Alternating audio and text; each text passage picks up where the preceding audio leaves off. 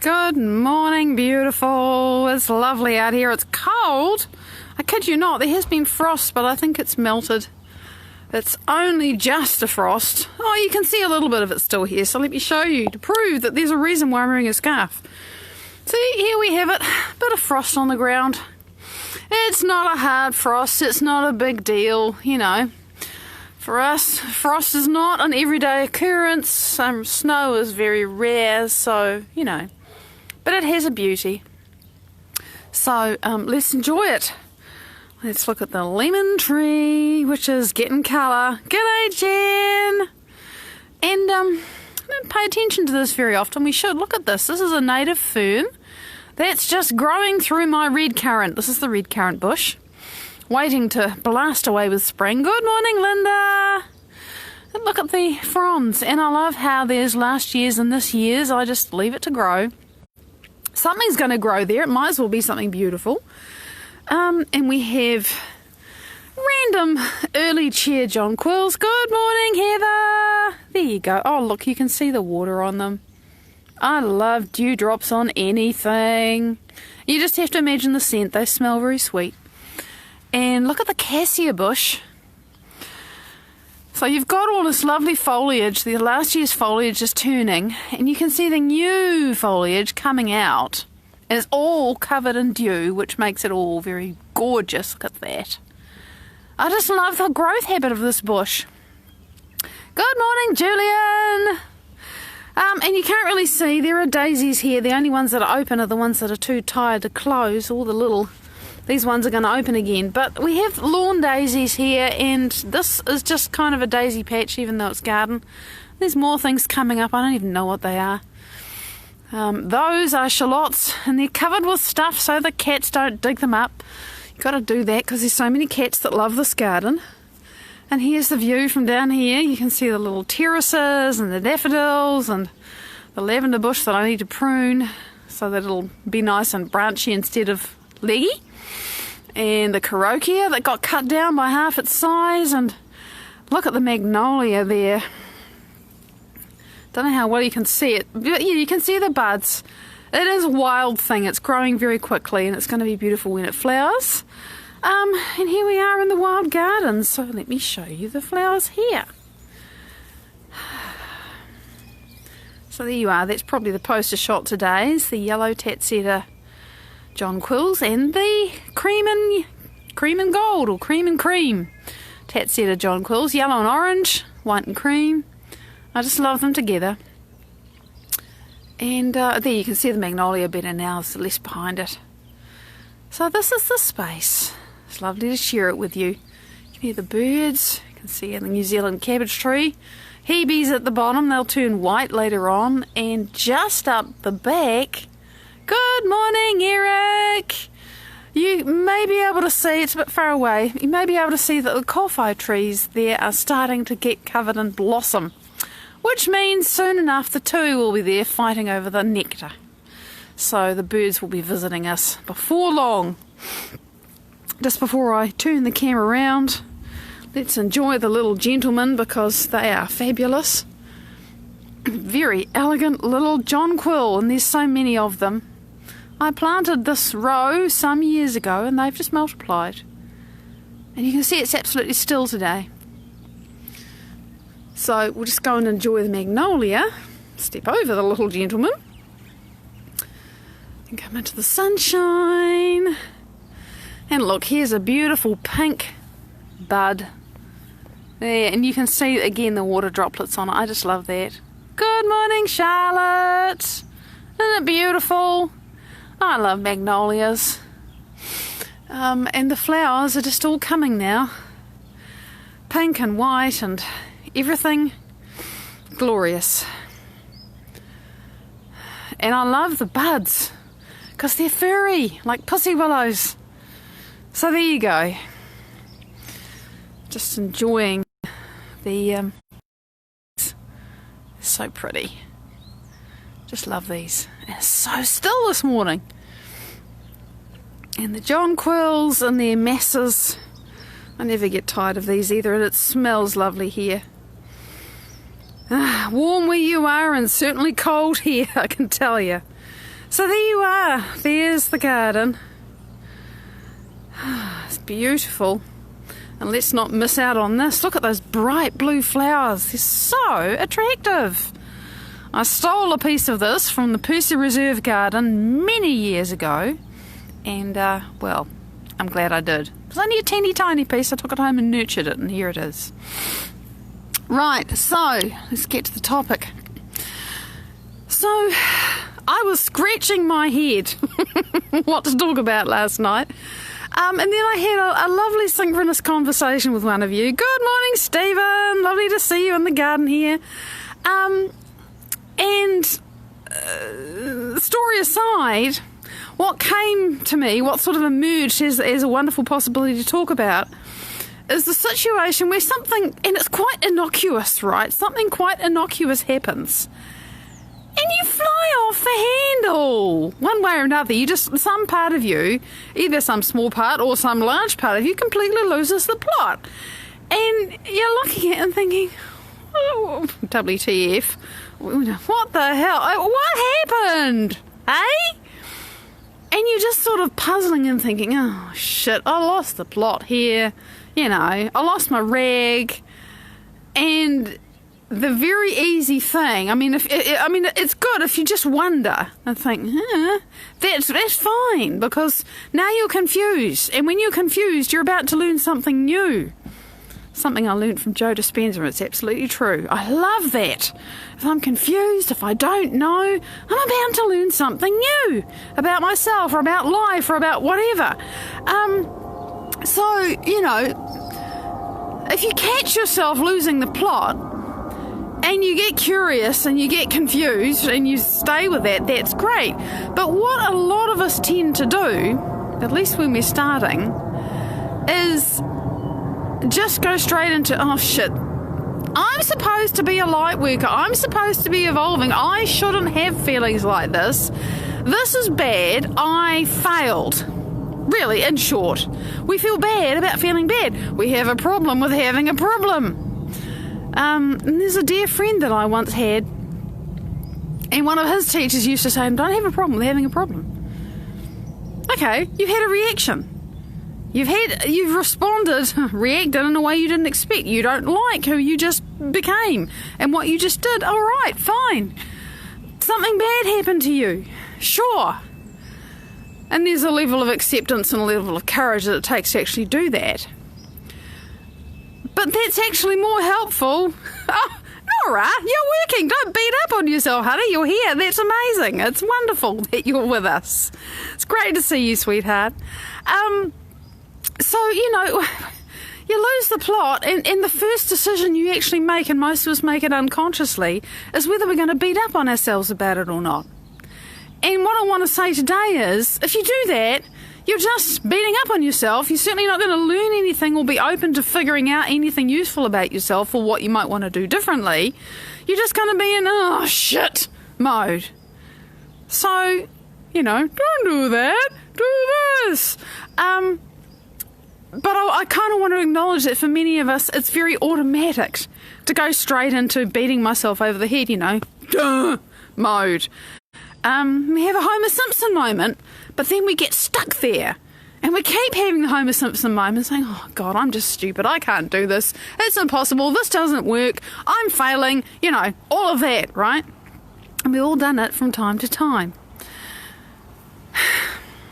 So it perhaps seems too simple and too basic, but I think it's really easy for us to do this. Hi, Kim! And, if you're really self-aware, it doesn't happen so often that you fall straight into your own self-recrimination.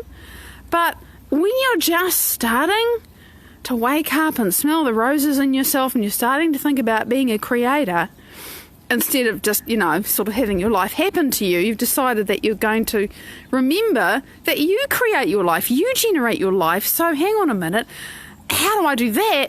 And when you're in that process of starting to pick up the reins, if you like, instead of just letting life carry you wherever the hell it wants to and you feeling like a victim and you can't do anything, to start to, I want to say take control, but not take control in the way that a lot of people think. It's not I'm going to drive you and make you happen. It's more like a partnership. It's more like making love with the universe. And the more trust there is in the whole thing, the more you start to flow together. But there's a transition period. And I think also this comes and goes, that, you know, depending on what we are moving through as people. Sometimes it's really easy to trust the process and just think, oh yeah, I screwed up. It's okay. I get this. I understand this. And this is who I need to be. And good morning, Kim. I'm having complete blank where I greeted you, but it's lovely to have you here. So we get kind of bumped off track by, you know, but when we're starting to get more familiar with who we want to be, it's like, oh yeah, I screwed up, and this is who I want to be, and you know, and I did that, but I'd really rather be like this. And so it's more familiar to us to make that switch. But when you're just starting to make a switch, you're just taking the first few bites out of the apple of your new creation, this person that you're becoming, it's really easy to get discouraged and think, oh, Beckett, I can't do this. I can't imagine myself wealthy. I can't behave like a healthy person. I'm sick, damn it. Come on. This is too hard. You know, I can't imagine myself in love with somebody that's truly in love with me and treats me with respect and joy and everything else. Hi, Misty. I can't do that. This is, you know, and you know why that's hard? It's because you really don't know who that self is. You just haven't got a clue how it is to be that self. It's like your very first piano lesson. You're confronted by all these black and white keys, and there's these scrawls on the paper, and it's music, and the automatic feeling for many of us is, I should know how to do this. I'm stupid because I don't. But hang on a minute, it's just your first piano lesson. You've never touched a keyboard before. No one's taught you how to read music. G'day, Robin. Morning, Sing Marie. So, yeah, and it's very easy to lose your cool and get frustrated because we have this idea that we should just know and we should just have it all sorted and we should know how to do and be who we want to be. But the process of recognising, oh man, I don't know how to do this yet. It is frustrating. And really, it gets frustrating because we get scared that we're not going to succeed. You know, if you were just relaxed about it, if you were quite certain that you were going to become this healthy, wealthy, happy, you know, whatever it is you want to be, person, the person with purpose, the person with a home, the person who's delighted with life, whatever, if you were really sure that you knew how to be that person, you wouldn't be stressing about it, would you? You wouldn't be going into survival emotions. You wouldn't be feeling frustrated or scared or angry or whatever it is. So when that happens, really, it's telling you, sure, that something pushed your button, but it's also telling you that some part of you is feeling scared and threatened because it doesn't know who to be. It doesn't know how to be in a way that feels good to you. So my suggestion, when you start to realise, oh my God, I've flown off the handle, I'm feeling pissed off, I'm feeling upset, whatever it is to realise, yeah, okay, I've lost my cool. Fine, I lost my cool. It doesn't feel good. Hang on a minute. What do I need to do to get out of that? Oh yeah, I got to slow my brain down out of crazy mode. Because when you feel crappy, you can guarantee your brain is in high beta. And it's incoherent, and all the different compartments in your brain are fighting with each other. They're not talking to each other. Yeah, upset, mad, down on myself. That is the program reaction, Misty. So the way to get out of that, and for me too, is not to try to think myself out of it, because my brain is not thinking well when I'm like that. I have to open my focus. Because when I do that, I calm my brain down, and suddenly it's like I get myself back. So, let me check the clock. This is part... Okay, so let's just do this now with Misty and with everybody who's feeling a little bit like you've been dragged through a thorn bush backwards. Whatever it is that you're noticing that's or just whatever, let your attention rest there just for a moment, okay? We're paying attention to the particle, to that thing, to whatever it is that's been grabbing your attention. Just allow yourself to notice it, but as an observer. Just watch it. Don't try to fix it. Don't try to improve it. Just watch it. Okay? Localize where you're feeling it in your body, because if you're having an emotion, you're feeling it in your body. Where are you feeling it? Pay attention. Pay attention. And that can be like grabbing a runaway horse, or, like someone on a rugby field or a soccer ball field that's going with the ball and you're trying to catch them. Can be like throwing out a lasso and saying, whoa, pay attention, pay attention, pay attention. Come back here. I need you to pay attention. I am the mind. You've been running the body. You've been running my mind, but I am the mind now. Pay attention. Okay, that's enough of that. So with that attention that you're kind of wrangling back into the center of yourself, whatever it is you're noticing, now notice the space around you. First of all, just notice the space on both sides of you. Now this is an interesting thing to do. Can you pay attention? If you're in a room, can you notice the space on one side of you? Like there's a wall, right? Now put your attention there and also put your attention on the wall on the other side of you. Can you paint both walls with your imagination, with your awareness? Oh, I can feel that. Oh, it's such a relief. Oh, yeah, see? Paint those walls with your imagination, with your awareness. You can put colours on them if you like, but that might be a little distracting. Just put your awareness there, as if you were touching them with your hand, but you're where you are. Now, leave the hand, the touch, the awareness, the presence of you on those two walls. Can you, at the same time, there's ways to play with this. Can you put your awareness on the wall in front of you? Put a hand on the wall in front of you, but keep it on the walls beside you. And, what if, I don't know how to say this, like you have a hand, right, and you do this. What if you can smear the awareness of your hand all over everything between the hand on one side of you and the hand in the front of the wall and the hand on the other side of you? So it's like there's your hands in this great big semicircle, or, half the room is covered with your awareness in front of you and both sides of you. Oh, wasn't it fun? Now you know what I'm going to do next. Can you open your focus further to open and put your awareness, smear, paint, move your awareness, but to the behind you, so that the part of the walls beside you that's behind you, you start to feel onto those, and you start to feel on the walls behind you. You can't even see. Open your focus out. Open your focus out. Yeah, and you did all right things, Misty. You did do. So open your focus. Put your awareness behind you. It's really interesting to do this in the space behind you. Open up into the space. I can feel you doing it. It's really good. Open up. Breathe. Yes, breathe. And in that space, just open up some more into it. You've been putting your space all around you and the walls around you, right? In front of you, both sides of you, and behind you. Can you now expand that to include the ceiling? So you're painting your awareness all over the ceiling, like the top half of the room, everywhere. Have you missed any corners?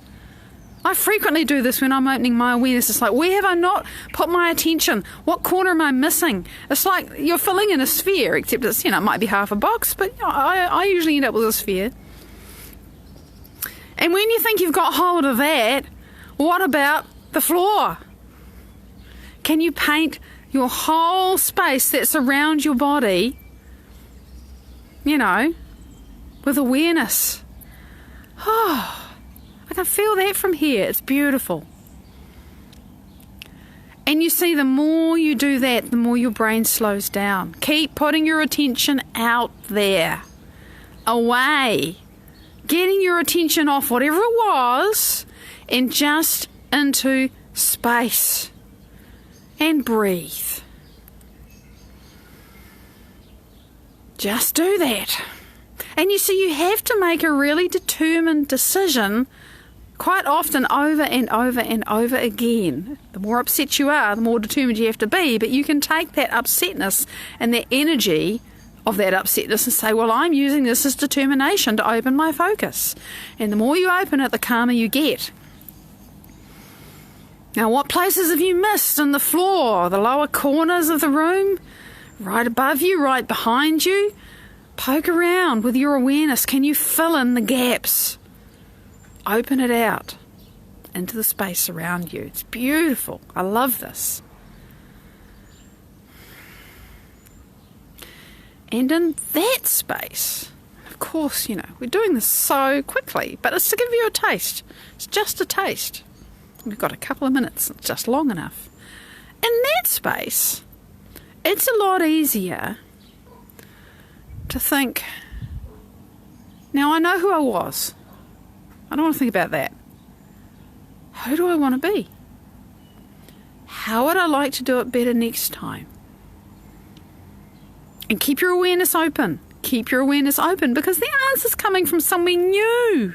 It's not coming from the normal places inside you, because they only know how to be what you've already been, and you don't want to keep being that. So just stay open, hold the question. And perhaps something will come to you now, perhaps it won't. Stay open. Don't start forcing and insisting that the answer must arrive now. Stay open and breathe.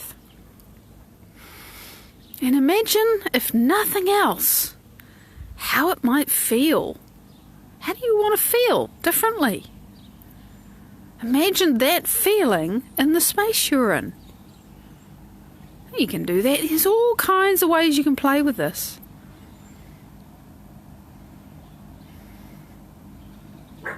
And when your focus is open, you have your brain. You have to take a few minutes to do it, but it calms down and you get yourself back and you remember who you are. Little by little, gets better with practice. And then you can make a really different choice. Okay, this is who I want to be. Oh yeah. Oh, I feel like me again. So, when you lose the plot, you got to understand that it's always an invitation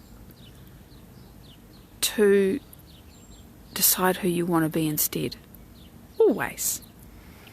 But to figure that out or to connect with that, you're going to have to slow your brain down and open your focus, tune in to something new that you don't know, and let it come to you. And if it doesn't come at the time when you're just being still and being quiet and listening, expect it to come at another time. It's going to find you if you just relax. It's gorgeous to be with you. It's lovely to talk about this. And I'm going to be back in 3.5 hours to give you an update from our Sangmarie in the Gambia.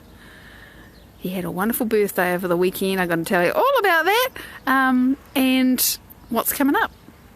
Big love. I'll see you then.